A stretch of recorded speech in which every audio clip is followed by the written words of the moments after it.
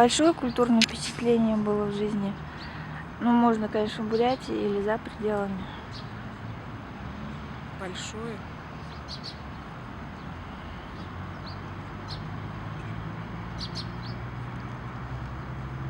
По-моему, видите, я человек-то не из Бурятии, здесь живу только 17 лет. Но вот из бурятского Мгм.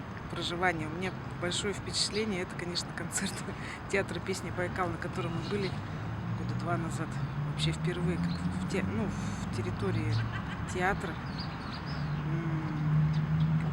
театра русской драмы. А как концерт назывался? У них, по-моему, несколько программ, да? В общем, там всякие экзотические танцы были. А, «Блеск Азии», наверное. Да. Мгм.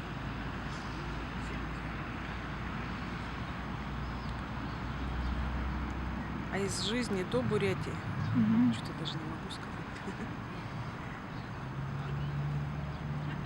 Ну, жизнь такая была размеренная. У меня родители железнодорожники, мы каждые 2 года ездили на юг к бабушке в Краснодар.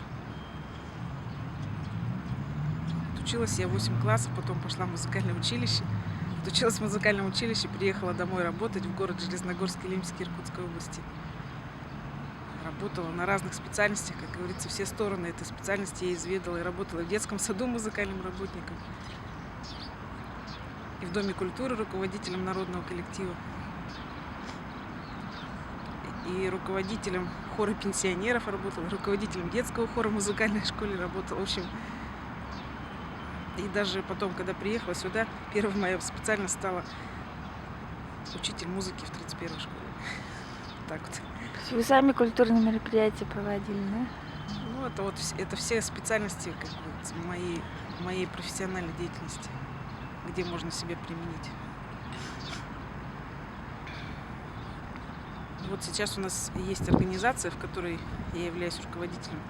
Региональная общественная организация родителей детей-инвалидов на это. Вот там я хотела тоже приложить свои силы и организовать что-то для развития музыкальных способностей детей, то есть через музыку их развитие. Ну, пока в связи с очень маленькой площадью нашего офиса у нас это не получается.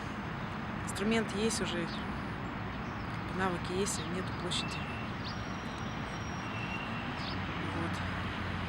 Вот. Нужна площадь, Да. чтобы выделили. А вы сейчас где находитесь вообще? А у нас офис находится через дорогу от Улан-Удэ Энерго. Вернее, не Улан-Удэ Энерго, а Энергосбыт это называется. На 50 лет Октябрьской? октября. А, 50 лет октября, да. А от кого зависит? От мэра?